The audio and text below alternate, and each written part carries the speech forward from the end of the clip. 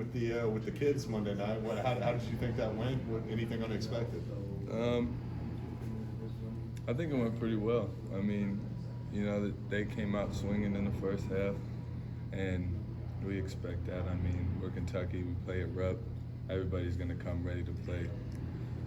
But the second half, we really responded, and we started playing the game the way that we know we're capable of, and I think it spoke for itself. What kind of adjustments did you guys make at halftime and come out maybe a little different on the second? I would say that our biggest adjustment was probably playing through me a little bit more and allowing me to make decisions and make reads against the defense and take advantage of pulling their five out onto the perimeter. So for clarification, when Cal was talking about that tweet, was he talking about you? Yeah, I'd probably say so. Did you enjoy that? Oh yeah, absolutely. Just my ability to see the game and being familiar with the guys I'm playing with now, knowing their spots, knowing where they could take advantage, and then taking advantage of a big five who's a little bit slower and making him make multiple decisions in one possession, one after another. I know we haven't seen it yet, but when the 7-footers do come back, I mean, you guys have just been running and playing quick. Does that change at all when you get like a big 7-footer in that maybe camera? We haven't seen it yet, so we don't know. But. No, I don't think so at all, because the dudes we got, based off just their build alone, I know they're going to be able to run, and I think that it causes a little bit more chaos for a team, because now we got, opposed to a 6'9" that could do everything, we got a 7'2" that can do everything. So it just makes the defense make a lot of choices and make them constantly change what they're doing. Just the versatility of the guys we got, but I don't think you're going to see anything slow down. So, Trey, when you look at the tape, what do you think you guys did really well, and what do you think you guys need to work on? I would say that we stuck to our schemes pretty well. We stuck to our scouts, and I'd say that just to start off the game, that we need to be a little bit more locked into the scout, because we let them get into some things that we were aware of early, and those adjustments in the second half defensively, noticing them quicker, being able to get into the ISIS quicker, opposed to letting them come off that little double drag they were setting and things like that. Just being locked in from the first possession opposed to 20 minutes into the game. Cal said until those guys get back, you guys have to take a different approach to rebounding, more gang rebounding, that sort of thing. What does that look like? That looks like every time a shot goes up, somebody has to hit somebody, and all 5 guys got to go to the glass. That's just what it's going to have to be for us, because we're going to play some more teams that have bigs like we previously saw that are just gigantic, and I'm going to do my best to get them out of the way, so that means somebody else is going to have to go get it sometimes. How much is that your focus, clearing? Because it seemed like that's kind of what you were doing Monday night, is making sure you cleared out the biggest guy on the court, try to block him out, and then hope that a dude or Justin somebody. I know that we have the pieces to rebound, guards included. We have some big guards that aren't afraid to get in there and get mixed in. Even Rob getting up there. I think he had like 5 last game. Like that's good for a point guard, shooting guard, whatever you want to call him. But as long as their biggest dude ain't getting it, I'm happy. How beneficial is it for you to kind of be that quarterback on the court, play through you, especially on the perimeter, when you know you've got maybe 3 guys or even 4 guys with kind of point guard skills? Yeah, I mean, we got dudes that can do everything, and like I said, it's a matter of making the defense make decisions. And we got dudes that they're quick and they play really fast, but when we get into the half court and you allow me to touch them and kind of slow things down a little bit, it just seems like it makes the game a lot easier for us, because dudes are able to read their defenders and make decisions, because as young as dudes are, they know the game and they're able to just play. That's a gift that I haven't seen much on teams I've been on. Just dudes that are naturally able to play the game. We don't have to run an offense. Like, we play against the defense, make them make decisions. We know that we trust each other in every position. We got dudes that can do everything. Is that more fun than going out there and running this player, that player? Yeah, absolutely. It makes the game more enjoyable, because you don't have to follow an offense. You don't have to really buy into one thing. It's just a matter of you go out there and you just play the game, and you're going to get some highlights, you're going to get some different things, and it's really enjoyable to play that way with that amount of freedom. What have you seen from Z? I know he's kind of back in practice after the food poisoning thing the last couple of days. I guess the whole, since he's been on the court, you've actually got to see him. What does he Oh do? yeah, it brings a whole different presence to the floor. You know, having a dude that big, that long, and surprisingly athletic. Like the other day in practice, he was just messing around. He jumped up and hit his ear off the backboard. You know, it's just like what? Like, but you know, he brings an unbelievable length, and I think it's going to help everybody on the court because. Now, when you're attacking that defensively, you have to adjust when you're in the air. You have to adjust the way you're shooting the ball and things like that just to get it over him. And offensively, he can do everything. Just similar to the positions that I've been in, he's going to be able to be up there with the ball, making those decisions and taking big dudes off the dribble. And he be doing some little tween sidestep threes. Like he's very versatile, and he just brings a whole nother component to it.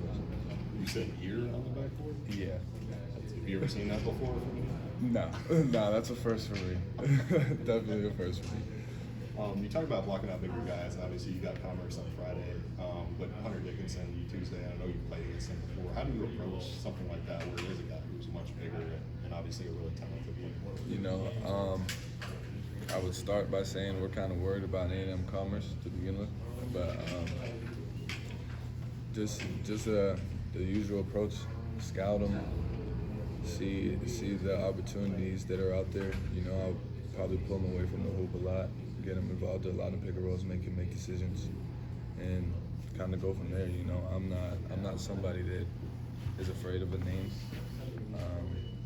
The only man I fear is God. So, you know, I'm gonna go out there and I'm gonna give you what I got against him, and it's not gonna be easy for him. I'm gonna make him have to earn everything he gets. Not necessarily for Tuesday, but just in general, how important is that attitude for you to have and maybe trickle down to these freshmen who seem to have a similar approach to the game? Yeah, I mean, I would say that for us, it's a matter of not getting caught up in the names of things. I mean, it's kind of ironic because, you know, we play for Kentucky, but you know, there's names and there's numbers next to names and things like that. It's just a matter of us going out there and playing our game because when we're at our best, I don't think there's many people that's going to be able to get in our way. Trey, we hear a lot about you going up against guys who are bigger and stronger than you. Have you gotten stronger during your time here? Yeah, absolutely. I put on about 10 to 15 pounds since I've been here, and you know, I feel it while I'm out there on the court, able to be a little bit more physical and move dudes a little bit easier. You know, but that's just part of my game. I'm never going to back down from any type of physicality. Was that intentional on your part? What was different between coming here versus what you had experienced before? You know, I knew coming here I was gonna have to be a little bit bigger to fit in the role that they needed me to fit into, and so I just kind of molded to it. I mean, I wanted to put more weight on anyways because I feel like I play my best at that 230, 235 range. Just the ability to be physical down low, but still also be quick enough to move my feet on the perimeter. Trey, you've had so many debuts in so many schools. Was there any nerves Monday, or was it like, I've just played so many basketball games, just another game? Honestly, no. I didn't really have much. You know, just I really wanted to be in the moment and you know, really just step out there. And I mean, there was a picture that I was before jump out. I was just standing there smiling, just because I was just taking in the moment. You know, being in Rupp for the first time with that packed house for our first game, and I was just enjoying it. I wouldn't say that I was nervous at all because, you know, I trust my game and trust the work that I've put in. So I mean, at that point, there are no nerves. You just have to fall back on your training and trust in that. Now you got to do the tip for that game, right? But like the exhibition before that, Justin did it, if I'm not wrong. Like Yeah. who decides that? When does that? Does one of you have to talk to each other? Does Cal make that call? What kind of goes into that? I forget. Somebody told me before the game, he was like, "Trey, you're doing it," and I was just like, "Okay, that's fine." I forget who it was. It was one of the coaches though. They were just like, "Trey, you're doing the jump ball," and I was like, "All right." How often in your career had you done that kind of before now? Because I assume you hadn't always really been the tallest available player on a lot of teams. You know, I've done a lot of jump balls in my day. Okay. You know, but I mean, at West Virginia, obviously, I was at the 4, so I didn't have to do it. Sure, when you get the ball at the top of the key, you obviously have a lot of options with how you can go. What's kind of the first thing you look for on when the defense is coming at you when you get the ball up there? It depends. It depends on the situation. You know, it could be a reversal from a guard from one side, and the other side might be empty. It might be one person opposed to two people, and depends on where the person is. In a short corner where our other guy is, it could be an option to go at a two-man and see if they can run an action where they set a screen for each other, see how the defense reacts to it. It could be a matter of them reversing it to 5 over rotating, so then a driver high foot. I mean, there's just so many options. It's kind of a read and react type of thing. There was a couple of times in the season opener where you just took it yourself. You know, is that a split moment decision? You know, how do you make that call, I guess, when that happens? Yeah, I mean, I feel like everything I do on the court is kind of like a processing type of moment for me, because you have to play off I believe you have to play off the defense and then make the defense play off you, if that makes sense. You have to make that first decision and make them make an adjustment, and then when they make that adjustment, you make a decision off of that. And that's just kind of how I see the game, read and react type of thing. Is Monday the most you feel like you've ever been able to showcase like your passing ability in a single game? I mean, sure, I guess so. Maybe I'm not really sure. I don't know. Well, you mean that tied like a career high for you for a single game in college? Yeah. I didn't know if you. I mean, and on top First of six. that, all those, you have to credit those to the players. You know, I can give you the ball, but you got to put it in the hoop. Do you think that's an underrated skill of yours? Like your passing, do you think is underrated? Yeah, I'd say so, because I think I see the floor very well, and I feel like I make a good decision with the ball most of the time. I know you've maybe been. Oh, go. I'm sorry. So Cal mentioned a tweak at the end of the last game, kind of talking about how you changed the offense. Some people thought maybe it was you getting the ball more.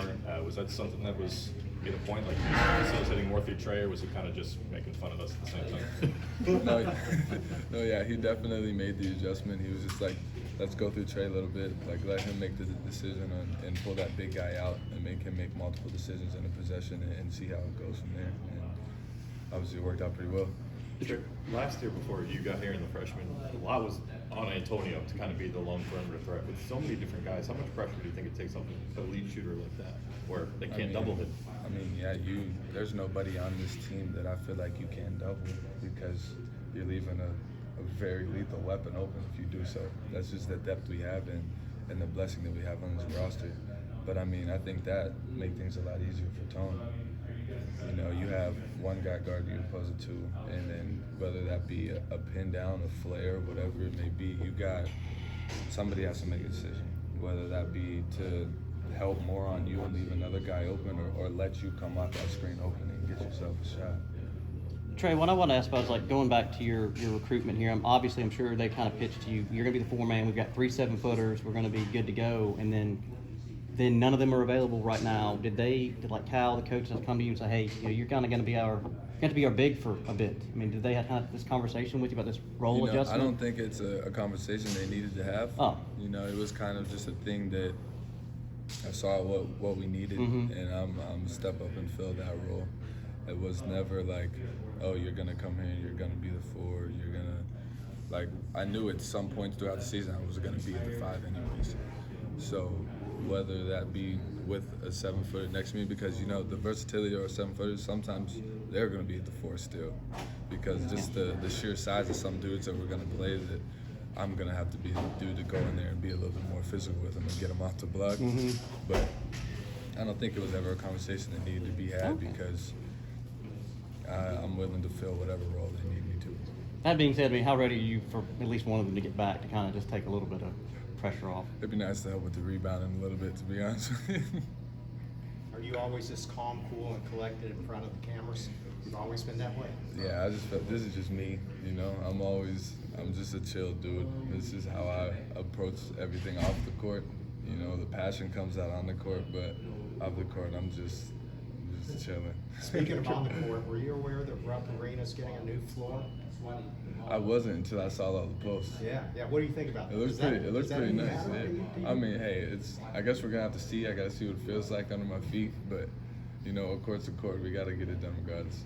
Trey, I know you're busy enough here with everything you do, but do you with the former teams you have, do you keep up with them at all, or could you not have any idea what's going on? I wouldn't say necessarily the teams, but the players.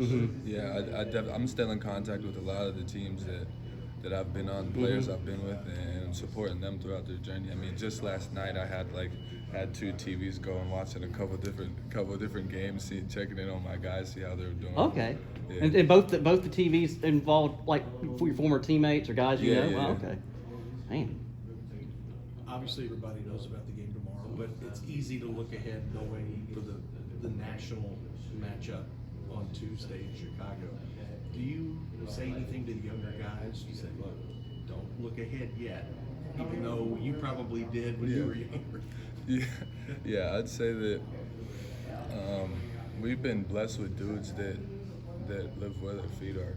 Honestly, there's not really much commotion at all about what's to come. You know, they're focused on this matchup, what we got, and I think that is a blessing in itself because, you know, it's easy for young dudes to kind of look ahead and be excited for something, but they know that we got to handle business here first. Another one or two. To play Kansas coming up and to be on that stage and just to see everything that's going to happen. Is it nice to play a major game like that early in the season instead of waiting another couple of weeks? What's that do? Yeah, I mean, it's just an opportunity for us to kind of test what we got. You know, it's early, so it's not as big of a stress as it would be later because I think that throughout this season you're going to see this team grow in a lot of ways just based off of experience in college basketball at home. And, you know, that being said, I don't think that there's any type of approach that we feel like we're lacking and we're not capable of going out there and winning that game.